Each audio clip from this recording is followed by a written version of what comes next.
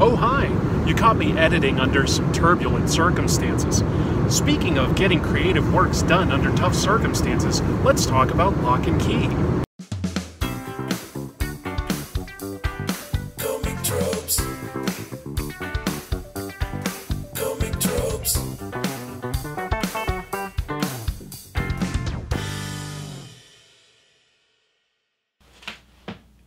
Hello, welcome to Comic Tropes. I'm your host, Chris. Well, you caught me in a straitjacket with a padlock, but by the end of the episode, I endeavor to get out of this straitjacket. Why am I in a straitjacket? Because it has a key, and I'm talking about the comic book Lock and Key. Get it? Anyway, Lock and Key is my personal favorite horror comic. It is just phenomenal. It was created by Joe Hill, the writer, and Gabriel Rodriguez, the artist, in 2008 and ran through 2013. It is amazing. Now, any horror comic can feature gore or creepy characters, but the reason Lock and Key works so well is beyond those elements, it has rock-solid story structure, a character drama, a family drama really, that you will understand and relate to, and a villain that is truly despicable, terrifying, and yet at the same time, by the very end, you will sort of understand where he's coming from. So you package all those elements together with some gorgeous artwork, and you're going to get one of the best stories out there. Today, I want to talk about what makes it work so well. So, without any further ado, let's talk about Lock and Key while I continue to struggle to get out of this straitjacket. Lock and Key tells a complete story in a 3-act structure, with each act comprising 12 issues, except for the final arc, which has 13. Every 6 issues is collected into a convenient trade paperback. Welcome to Lovecraft, Head Games, Crown of Shadows, Keys to the Kingdom, Clockworks, and Alpha and Omega. The story follows the Locke family following a tragedy where the father and husband, Rendell Locke, is murdered by one of his students. Nina and her 3 children, Tyler, Kinsey, and Bodie, relocate from San Francisco to the family estate Key House in Lovecraft, Massachusetts, to live with Rendell's younger brother, Duncan. The house hides several secrets, hidden keys that can unlock incredible powers and magic. The youngest child, Bodie, accidentally comes across the ghost key, which allows you to leave your body. He is lured to the well, where a beautiful young woman calling herself Dodge appears to be trapped. Over time, we learn that this is actually a demon searching for the Omega Key, which can open a portal to a Lovecraftian realm where demons live. We eventually learn that when demons tried to cross into our world back during the Revolutionary War, they turned into hunks of iron. A blacksmith named Ben Locke crafted them into magical keys and hid them on his family estate with a spell that makes you forget about them when you become 18. That means that the story is told from the perspective of the most vulnerable characters, the 3 Locke children. And because of that vulnerability, they're open to manipulation. They're all dealing with significant trauma after losing their father in an incredibly violent manner. But they also are the ones that will ultimately gain the power of the various keys throughout their house. They have that power, but of course none of the wisdom that comes with being an adult. So they're all in incredible danger. The story was written by Joe Hill beginning in 2008. He'd had 1 novel published the previous year, Heart-Shaped Box, and was a relatively unproven writer at the time. These days, it's become common knowledge that he is the son of the famous writer Stephen King. But Joe wanted to prove his talent on his own merits and began going by Joe Hill as early as 1995. While there are some echoes of his father's horror fiction, like kids getting access to powers and a mentally impaired kid being a key figure in the story, Hill expertly paces the story to build in its danger as it goes on, revealing the past of the family in snippets so that we, the reader, can never get ahead of the story. And he creates some compelling characters. The adult characters are all compromised, which makes life tougher for the kids. Nina, their mother, is dealing with a broken leg and a rape, which means that she starts to abuse alcohol. Their uncle Duncan is a young gay man in a conservative small town. A gym teacher who takes on a mentor role to Kinsey is blackmailed into assisting Dodge due to their prior history. This leaves us with Bodhi, a young, naive, and trusting child who is the least traumatized but also possessed of power beyond his knowledge. There's Kinsey, who desperately tries to hide her pain in new looks and interests, but who is probably the most level-headed of the group. And there's Tyler, formerly a popular jock, who feels incredible guilt because he was squabbling with his father before he was killed.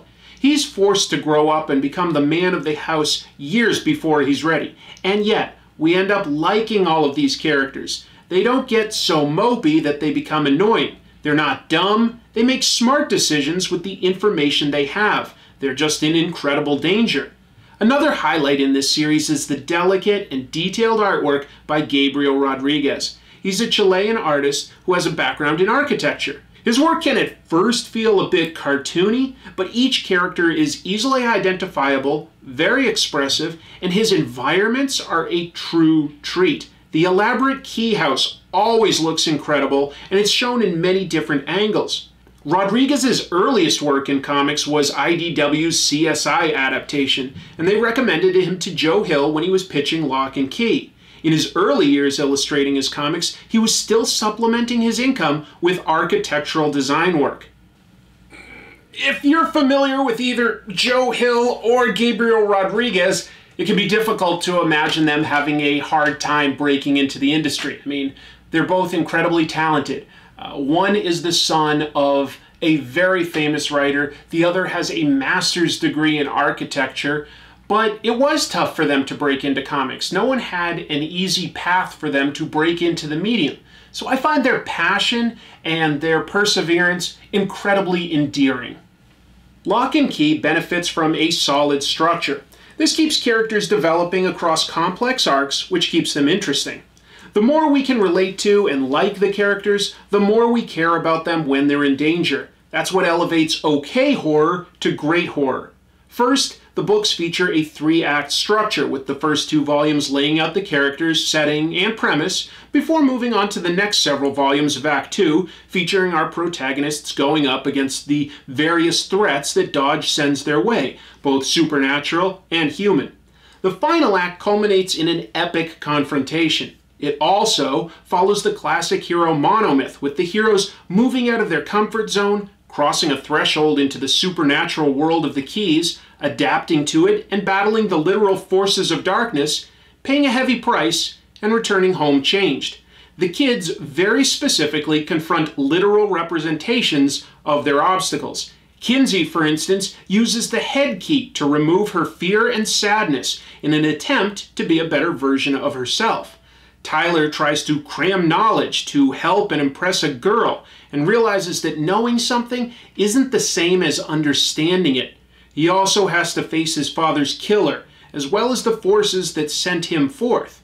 So it's perhaps more accurate to say that the characters go on several cycles of a hero's journey.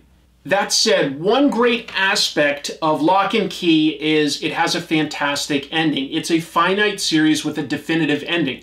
And if you can give Stephen King one criticism, a lot of people will often say some of his endings are pretty weak. That is definitely not the case with his son Joe Hill's comic Lock and Key. I won't go into any spoilers for people who haven't read it before, but I will say that it's epic, it builds on everything that came before it, and I found it a very satisfying conclusion with a lot of closure.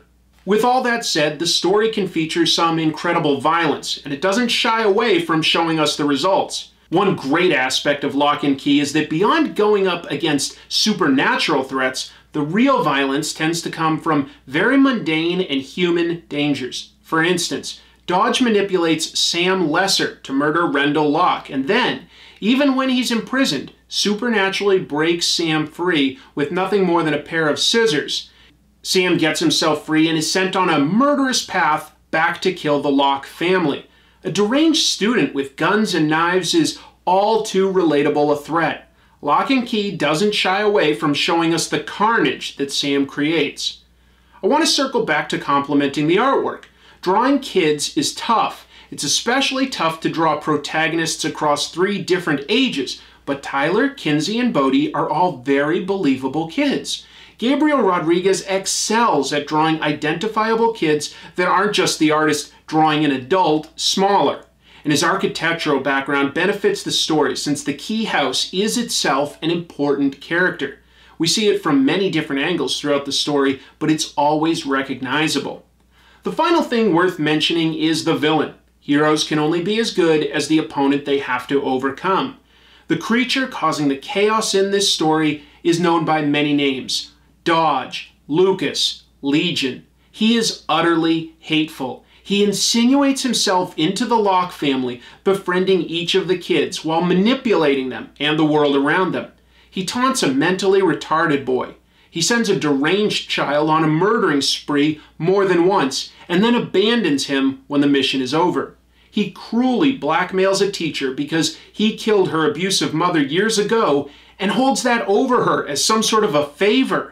He commits a dizzying array of offenses and does it all with a smug smile. IDW definitely benefited from publishing Locke and Key. They formed in 1999 and were still a pretty young company in 2008 when Locke and Key debuted. They've earned a good reputation from turning out quality licensed books over the years, from Star Trek to G.I. Joe to Dungeons & Dragons. But from the beginning, they were open to publishing horror, like 30 Days of Night. It was a calculated risk to publish Locke and Key since neither Hill nor Rodriguez were established talents at the time. Locke and Key won an Eisner in 2012. Joe Hill was announced as heading up a horror division at DC Comics called Hill House Comics. Rodriguez has gone on to work at DC and Marvel and is currently adapting The Island of Dr. Moreau for IDW. There are so many aspects of Locke and Key to appreciate. The art is gorgeous. The story is incredibly well paced, and it has characters that you're actually going to care about. It's terrifying what happens to them because they are put in so many different horrific situations. The horror is all relatable. It's guns, it's knives, it's guilt. It's going to be things that you understand. You can even at one point understand the villain to a degree, and he has a tragic past. Even though he seems to be in charge of everything and in control of everything, you realize there's a little more to it towards the end. I appreciate that. That said, it's violent, it's epic, it's fantastical with dozens and dozens of different keys. Wish I had one of those keys right now, because I don't think I'm going to get out of this anytime soon. Tell you what, let's look at some fan art. That'll keep the show going, give me a little more time to escape. We'll look at fan art. Eric Russell shows us my epic confrontation with Infotron. I do indeed have male Infotron. Raina Kilroy recreated the famous Vampirella art with one important addition, me as a bat. Check out Raina's work on Instagram. Famous Amos illustrated pudgy little me in my set. All too accurate. Grimlock envisions me as Conan the Barbarian, which is also what I do in my free time. Keith Stoll drew this cute version of Infotron getting ready for Halloween. It's Infotronrella. Finally, Maciek Smaga sent in a comic strip which shows just what's happening behind the scenes in Rob Liefeld's infamous Captain America drawing, and Maciek includes some links to more of his work. So thank you everybody that sent in fan art, that's fantastic, and oh, never mind, I forgot, this is just a sheet that I draped over myself. That wasn't that hard to escape from after all. Anyway, if you would like to have some fan art shown in an episode, I'm always happy to share that. Just send it to this address, comictropes@gmail.com.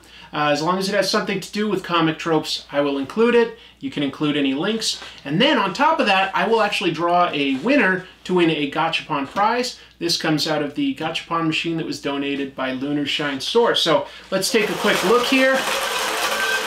Got the ball spinner going. And we are going to draw a number. Let's see. I'm shaking them up some more. Number 2. Don't remember off the top of my head who number 2 is, but I will show everybody. That's the artwork for number 2. So number 2, I will get your contact information and send you a prize. Let's take a quick look at what you won. All right. So it's good that I'll be in Japan pretty soon because we are running low on these. Did it come out? It did. All right. This one is, it looks like Cronin from Hellboy, the assassin. So I will send that your way. I think we're down to something like 6 weeks before I head to Japan. I'll get some more random Gachapon prizes, some really weird stuff. Lock and Key. This is it. This is a book I really, really love. What a great discovery. I'd heard some good things. I jumped in somewhere around like maybe 2010, I think. Like a few volumes had come out, but not the whole story. I caught up very quickly, and I could not wait to read more. On top of the overall story that I've talked to you about, I want to let you know that there are some side stories and one-shots. So there is a little bit more, because this is a really epic world that like one family sort of touches on an important part of, but there's more to tell to the story than just what the family faces. There's a hint of it towards the end with the story with Ben Locke and the Revolutionary War, but that's just one issue. On top of that, like the artwork is incredible, but one nice thing about these trade paperbacks is there's some like bonus art that Gabriel Rodriguez did. Sometimes it's for a cover, sometimes it's a design for like an environment, sometimes he just draws in a different style, like to represent somebody else's art, like this Wellhouse art that's done in sort of a stippled style. What a very versatile artist Gabriel Rodriguez is. What a discovery. There's a lot to like about this. So strong recommend. I'll actually include links to these trade paperbacks in the description below, so feel free to check that out. If you want to support the show, you can support me with a one-time tip on coffee. I also have Patreon, where I'll have things like you can vote on certain topics at certain tiers. You get access to blog posts, sometimes exclusive or at least early content. So I've got a bunch of different stuff. Check that out. Cannot wait to wrap up Horror Month next week. There's still one more horror comic to talk about, and then we're going to go into another themed month. Next month is Crime Month. So all that is coming up. Thank you so much for watching. Until I see you next time, keep reading comics.